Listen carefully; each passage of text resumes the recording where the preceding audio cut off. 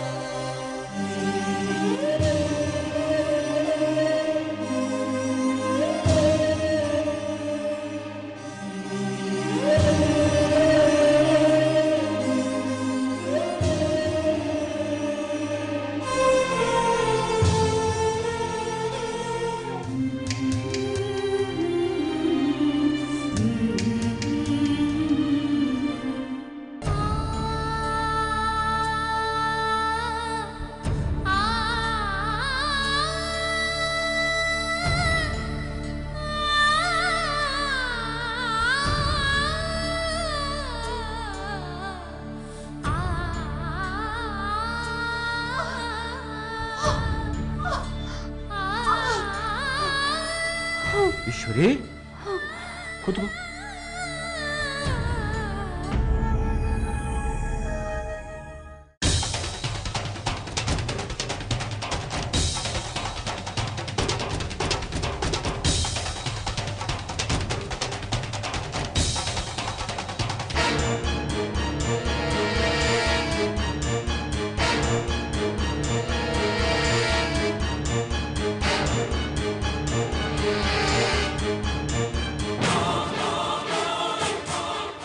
ನೀರು ಬೇಕಾಗಿತ್ತಾ? ಹೌದು ರೀ.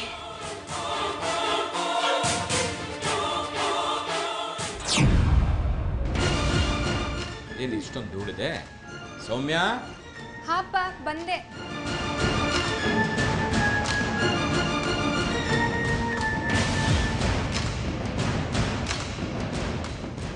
ಈಶ್ವರಿ, ನಿನಗೆಷ್ಟು ಸಾರಿ ಹೇಳಿದೆ, ನಿನ್ನ ಕೆಲಸ ನೀನು ಮಾಡ್ಕೊಳಕ್ಕೆ ಹೋಗಬೇಡ, ನನ್ನ ಕರಿ ಅಂತ. ಸೌಮ್ಯ ಇರಲಿಲ್ವ ಮನೆಯಲ್ಲಿ? ರೀ ಪಾಪ ರೀ, ಸೌಮ್ಯನ್ಗೆ ಇವಾಗ ಮನೆ ಕೆಲಸ ಎಲ್ಲ ಬಿದ್ದಿದೆ. ಅದ್ರ ಜೊತೆಗೆ ಈ ಕೆಲಸನೂ ಹೇಳೋದಕ್ಕೆ ನಂಗೆ ತುಂಬ ಬೇಜಾರಾಗುತ್ತೆ. ಅಮ್ಮ ಯಾಕೆ ಹಾಗೆ ಅನ್ಕೋತೀರಾ? ನೀವೇನಾರ ಕೆಲಸ ಹೇಳಿದ್ರೆ ನಾನು ಮಾಡ್ಕೊಡೋದಿಲ್ಲ ಅಂತ ಹೇಳ್ತೀನಾ? ಇಲ್ಲ ಸೌಮ್ಯ, ಹಾಗಲ್ಲ. ನೀವಿಬ್ಬರು ನನ್ನನ್ನು ತುಂಬ ಚೆನ್ನಾಗಿ ನೋಡ್ಕೋತಿದ್ದೀರ. ಆದರೂ ಎಲ್ಲ ಕೆಲಸಕ್ಕೂ ನಾನು ನಿಮ್ಮ ಮೇಲೆ ಡಿಪೆಂಡ್ ಆಗಿದ್ದೀನಿ ಅಂತ ಅನ್ನಿಸ್ತಾ ಇದೆ. ನೋಡಿದ್ರಪ್ಪ ಅಮ್ಮ ಮಾತಾಡೋ ಮಾತನ್ನ? ನಾವು ಯಾವತ್ತಾದರೂ ಇವ್ರು ನಮಗೆ ಭಾರ ಅಂತ ಹೇಳಿದೀವಾ? ಸಾರಿ ಪುಟ್ಟಿ, ನಿಮ್ಮ ಮನಸ್ಸನ್ನು ನೋಯಿಸ್ಬೇಕು ಅಂತ ನಾನು ಈ ಥರ ಮಾತಾಡಿಲ್ಲ. ಇನ್ಮೇಲೆ ನೀವಿಬ್ಬರು ನನಗೇನೇ ಸೇವೆ ಮಾಡಿದ್ರೂ ಅದನ್ನು ಅನುಭವಿಸೋದಕ್ಕೆ ನಾನು ಸಿದ್ಧ. ನನಗೆ ನೀರು ಬೇಕು, ಕೊಡ್ತೀಯಾ?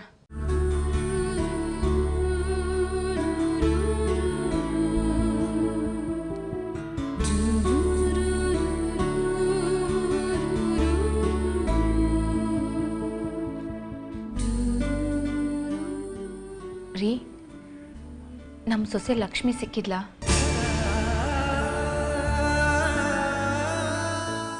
ಏನಂತೆ? ಮತ್ತೆ ಏನಾದರೂ ತೊಂದರೆನಾ? ಇಲ್ಲ ಈಶ್ವರಿ, ಅವಳಲ್ಲಿಗೆ ಬರಲೇ ಇಲ್ಲ. ಪಾಪ ಅತ್ಗೆ ಅಲ್ಲಿ ಏನು ಕಷ್ಟ ಅನುಭವಿಸ್ತಿದ್ದಾರೋ ಏನೋ. ಹೌದಮ್ಮ, ಮೊದಲೇ ನಿಮ್ಮ ದೊಡ್ಡಮ್ಮ ತುಂಬ ಕೆಟ್ಟವಳು. ಅವಳು ಕೋಪದ ಜ್ವಾಲೆನಲ್ಲಿ ಲಕ್ಷ್ಮಿ ಬೆಂದು ಹೋಗ್ತಿದ್ದಾಳೆ. ಯಾಕ್ರಿ ಅಕ್ಕ ಹಾಗೆ? ಆ ಮಗುಗೆ ಕಷ್ಟ ಕೊಡೋದ್ರಿಂದ ಅವ್ರಿಗೇನು ಲಾಭ? ಅಪ್ಪ ಅತ್ಗೆಗೆ ಇನ್ನೊಂದ್ಸಲ ಫೋನ್ ಮಾಡಿ ನೋಡಿಪ್ಪ. ಬೇಡಮ್ಮ,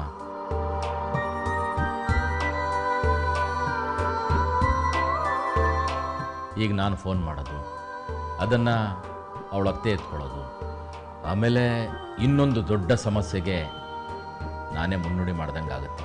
ಹೌದು ರೀ, ನೀವು ಹೇಳೋ ಮಾತು ಸತ್ಯ. ಈಗಾಗಲೇ ಸಮಸ್ಯೆನಲ್ಲಿರೋ ಲಕ್ಷ್ಮಿಗೆ ಮತ್ತೆ ನಮ್ಮಿಂದ ಸಮಸ್ಯೆ ಆಗೋದು ಬೇಡ.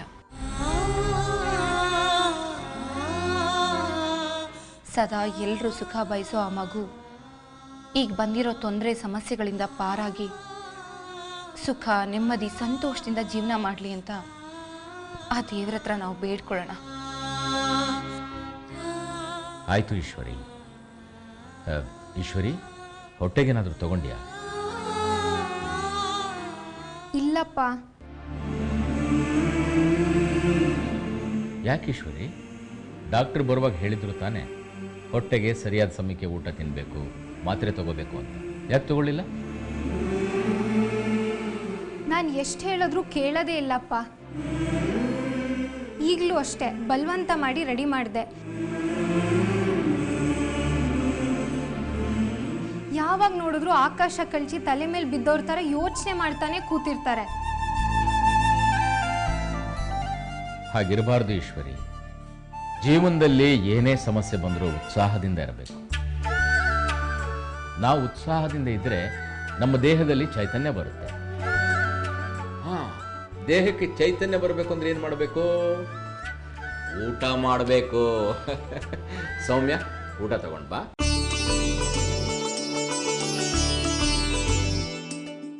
ರೀ, ನಿಮಗೆ ನನ್ನನ್ನು ಕಂಡ್ರೆ ಎಷ್ಟೊಂದು ಪ್ರೀತಿ, ಎಷ್ಟೊಂದು ಕಾಳಜಿ ರೀ.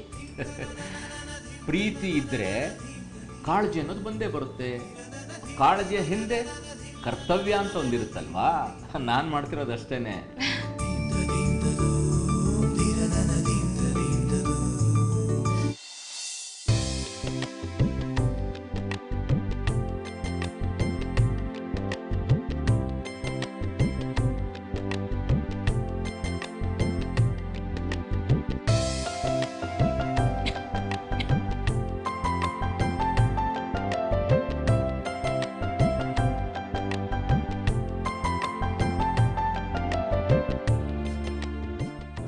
ಸಾಕು ರೀ.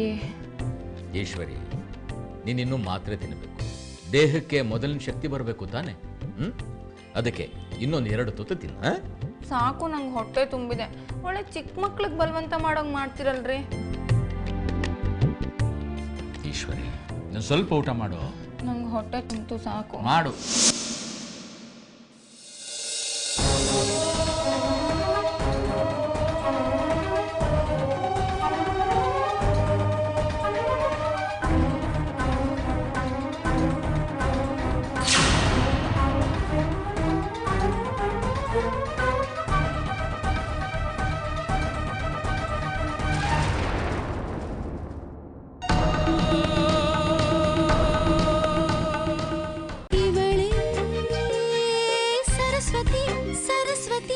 ಲಕ್ಷ್ಮೀ ಲಕ್ಷ್ಮಿ, ಅದು ಮಾವ, ಊಟ ಮಾಡುವಾಗ ಮಾತಾಡಬಾರ್ದು. ಎಲ್ಲಿ ನನಗೊಂದು ತುತ್ತು ಕೊಡಿ. ಹಾಗೇನೆ ನಿಂತ್ಕೊಂಡು ಊಟ ಮಾಡಬಾರ್ದು ಅಂತ ಹೇಳ್ತಾರೆ. ಬಾಬಾ ಕೂತ್ಕೋ ಲಕ್ಷ್ಮಿ.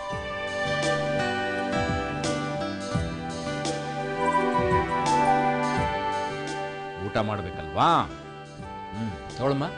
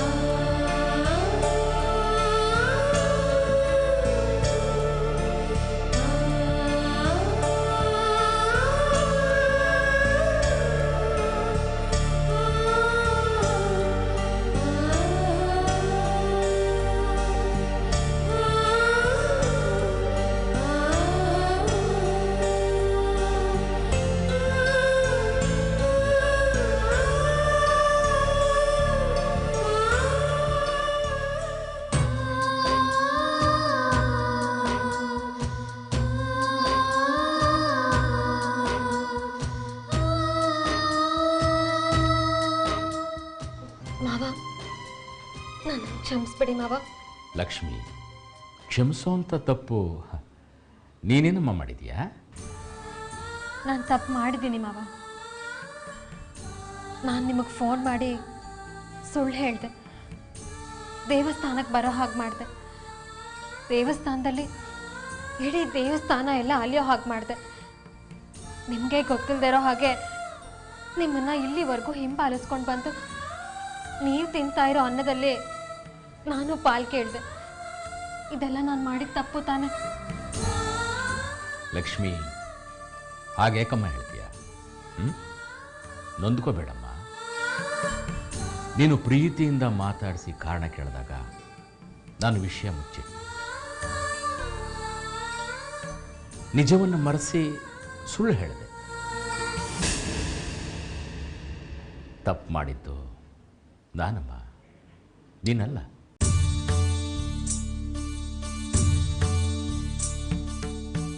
ಸರಿ ಮಾವ, ಬರಲ. ಅತ್ತೆ, ಹೋಗಿ ಬರ್ತೀನಿ. ಲಕ್ಷ್ಮಿ, ಬೇಡಮ್ಮ.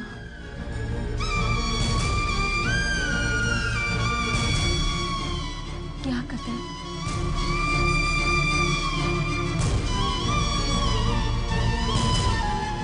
ನಾನು ಯಾರು ಅಂತ ನೋಡ್ದೇನೆ ನನ್ನ ಬಗ್ಗೆ ಅಷ್ಟೊಂದು ಒಳ್ಳೊಳ್ಳೆ ಮಾತಾಡಿದ್ರಿ, ನನಗೆ ಒಳ್ಳೆದನ್ನ ಬಯಸಿದ್ರಿ. ಈಗ ಆಶೀರ್ವಾದ ಮಾಡೋಕ್ಕೆ ಯಾಕೆ ಅಷ್ಟೊಂದು ಹಿಂಜರಿತಿದ್ದೀರ? ನಿಮ್ಗೆ ಆಶೀರ್ವಾದ ಮಾಡಕ್ ಮನ್ಸಿಲ್ವಾ? ನಾನು ಸಂತೋಷವಾಗಿರೋದು ನಿಮ್ಗೆ ಇಷ್ಟ ಇಲ್ವಾ? ಇಲ್ಲಮ್ಮ, ಇಲ್ಲ ಕನ್ನ, ಇದು ಒಳ್ಳೇದಾಗ್ಲಮ್ಮ. 100 ಕಾಲ ಚೆನ್ನಾಗಿರು. ಇವಳೇ ಲಕ್ಷ್ಮೀ ಪ್ರಿಯೆ. ಇಲ್ಲಮ್ಮ, ಇಲ್ಲ ಕನ್ನ, ಇದು ಒಳ್ಳೇದಾಗ್ಲಮ್ಮ. 100 ಕಾಲ ಚೆನ್ನಾಗಿರು.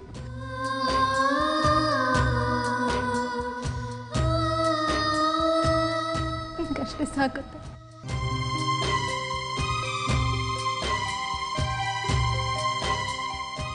ಸೌಮ್ಯ, ಬರ್ತೇನೆ.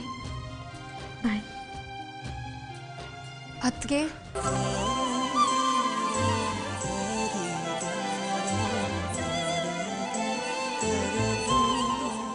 ಸೌಮ್ಯ, ಏನಂದೆ? ಇನ್ನೊಂದ್ಸರಿ ಹೇಳು. ಅತ್ಗೆ ಅಂದೆ.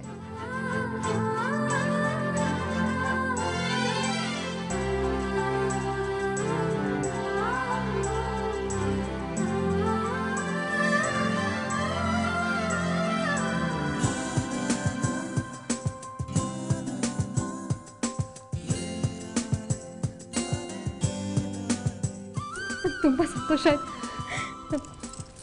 ಬರ್ತೇನೆ.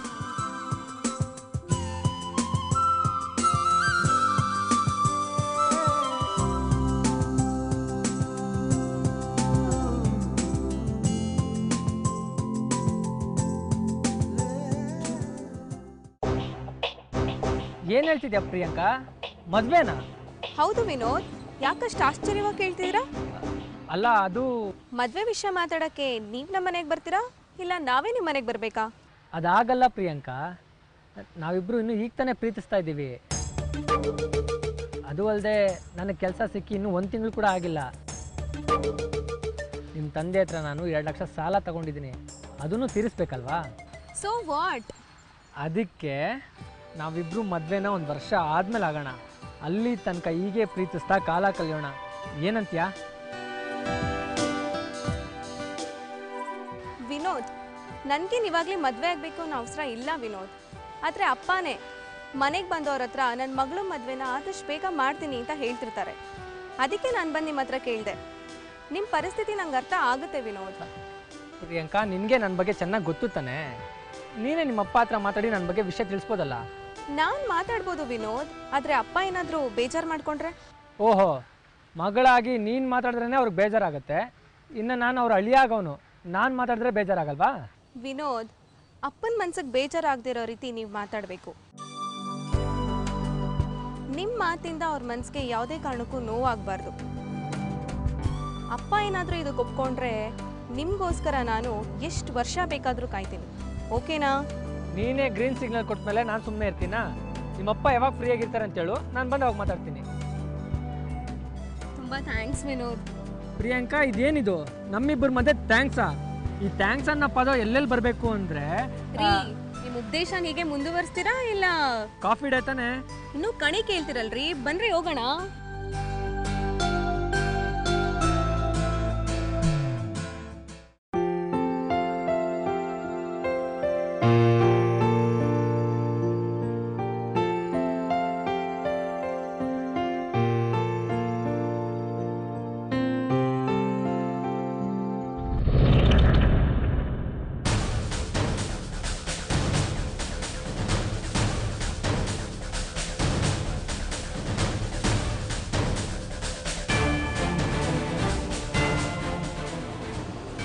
ಆಟೋ ನಿಲ್ಸಿ.